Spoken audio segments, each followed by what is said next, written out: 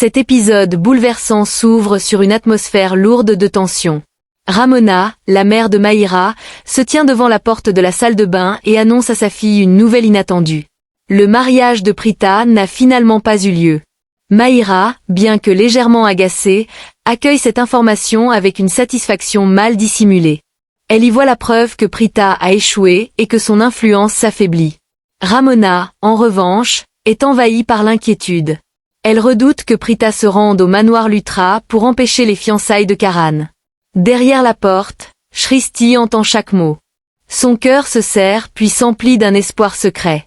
Elle souhaite ardemment que sa sœur arrive réellement et mette fin à la cérémonie, convaincue que l'histoire entre Karan et Prita n'est pas terminée.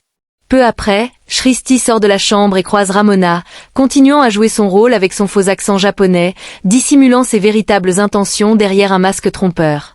Pendant ce temps, Prita arrive au manoir Lutra déguisée en homme sous le nom de Pritam. Déterminée et nerveuse, elle veut retrouver sa sœur au plus vite afin d'éviter qu'elle ne provoque de nouveaux problèmes. Elle se faufile discrètement parmi les invités, le regard inquiet, cherchant désespérément Shristi.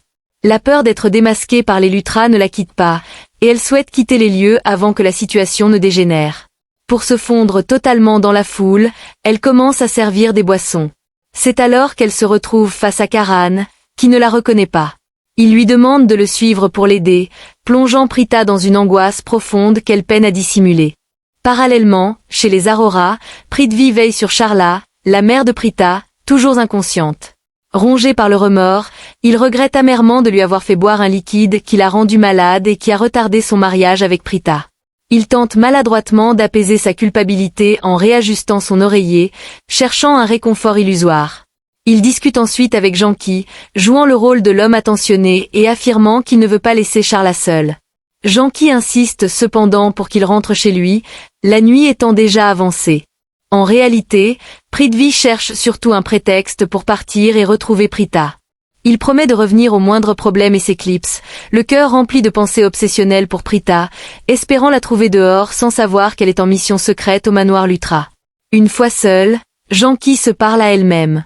Un mauvais pressentiment l'envahit, car ni Prita ni Shristi ne sont à la maison.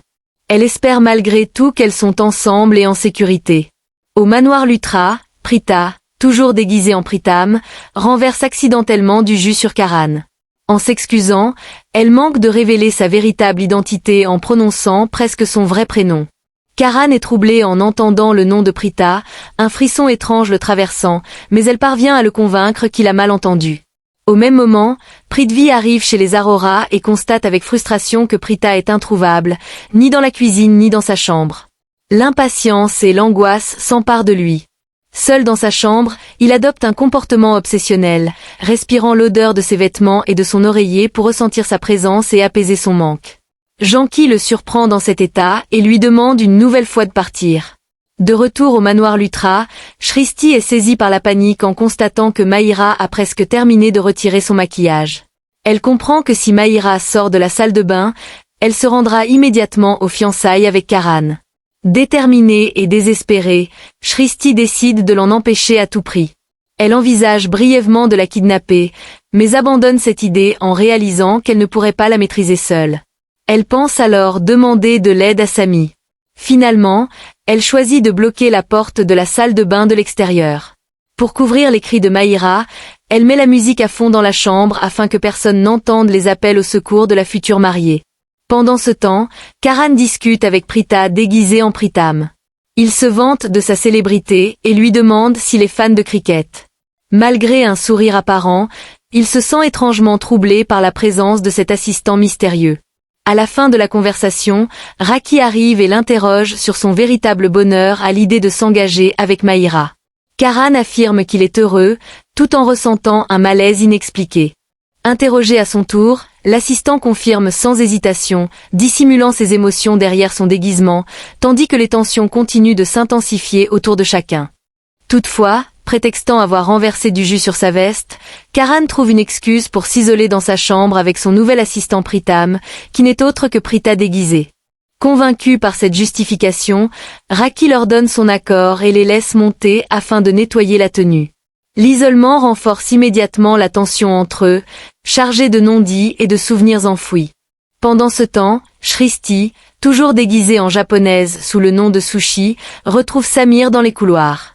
Totalement paniquée, elle lui avoue avoir enfermé Mahira dans la salle de bain après avoir saboté son maquillage et sa coiffure.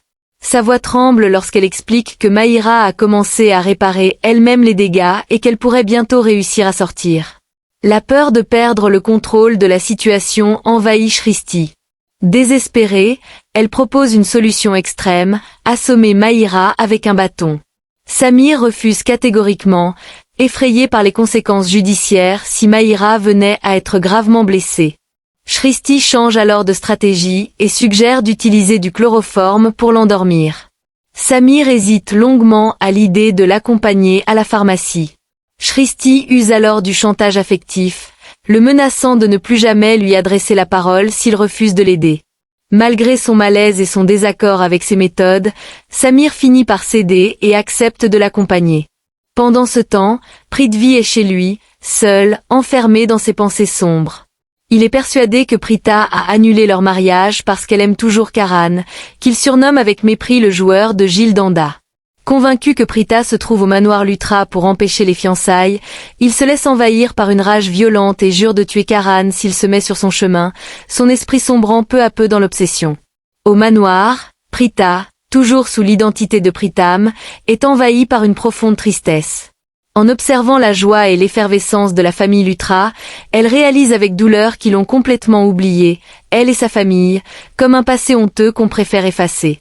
Incapable de retenir ses émotions, elle lutte pour ne pas pleurer tout en nettoyant la veste de Karan. Karan remarque que Pritam pleure. Pour se justifier, Prita prétend avoir quelque chose dans l'œil. Karan s'approche alors pour l'aider à retirer ce qui la gêne. Un moment chargé d'une tension romantique intense s'installe, accompagné d'une atmosphère mélancolique, tandis que Karan plonge son regard dans les yeux de son assistant. Profondément troublé, il confie à Pritam que ses yeux lui rappellent quelqu'un de très spécial.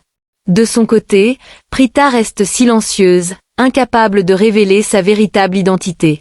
Elle se remémore les surnoms tendres que Karan lui donnait autrefois, comme Bajarbati, ce qui renforce encore sa douleur. En effleurant Pritam en nettoyant sa veste, Karan ressent une sensation étrange et familière. Il commence à se demander pourquoi ce simple assistant provoque en lui un tel bouleversement, sans parvenir à percer le secret de son déguisement. Pendant ce temps, Shristi et Samir retournent dans la chambre de Mahira. Shristi explique qu'elle a mis la musique à plein volume afin de couvrir les cris de Mahira, qui frappe violemment contre la porte de la salle de bain. Elle place ensuite un panneau « Ne pas déranger » sur la porte pour éviter toute intrusion. Shristi entre dans la chambre et s'adresse à Mahira à travers la porte de la salle de bain. Furieuse, Mahira exige de sortir immédiatement. Toujours sous l'identité de Sushi, Shristi tente de la calmer et de négocier, cherchant à gagner du temps. Finalement, elle ouvre la porte. Mahira se jette aussitôt sur elle pour l'attaquer. Avec l'aide de Samir, Shristi parvient à la maîtriser et à l'endormir à l'aide du chloroforme. Mahira s'effondre inconsciente sur le lit. Dans la confusion, Samir inhale accidentellement une dose trop importante de chloroforme. Il commence à tituber, puis s'écroule à son tour sur Mahira, perdant connaissance. Shristi se retrouve seule dans la chambre avec deux personnes inconscientes. Affolée, Shristi tente désespérément de réveiller Samir, consciente qu'elle ne peut rien faire sans lui. Elle comprend alors que le produit utilisé était bien trop puissant. Sa panique atteint son comble lorsqu'elle entend des pas s'approcher de la porte. Pendant ce temps, dans la chambre de Karan, celui-ci enlève sa chemise devant Pritam pour faciliter le nettoyage. Gênée, Prita détourne le regard. Karan se vante alors de sa musculature, affirmant que les filles en sont folles, et demande à Pritam s'il n'est pas un peu trop intéressé par son corps, ajoutant à l'ambiguïté et au trouble du moment. Peu après, Karina arrive devant la porte de la chambre de Mahira. Prise de panique, Shristi se cache précipitamment sous le lit ou derrière les rideaux. N'obtenant aucune réponse, Karina remarque un chewing-gum par terre et le ramasse avec dégoût. Raki rejoint alors Karina devant la chambre. Karina lui explique que Mahira est probablement dans la salle de bain. Cachée à l'intérieur, Shristi est terrorisée à l'idée que les deux femmes entrent et découvrent Mahira et Samir inanimés, tandis que la tension atteint un point critique. Voilà, C'est la fin de cet épisode. Si cette scène vous a bouleversé autant qu'elle a fait vibrer nos personnages, laissez-moi vos impressions en commentaire. Partagez ce que vous avez ressenti, ce que vous avez compris, ce que vous attendez. Et surtout, rejoignez la communauté en vous abonnant pour ne rien manquer des rebondissements à venir. Merci à vous, et à très bientôt pour la suite.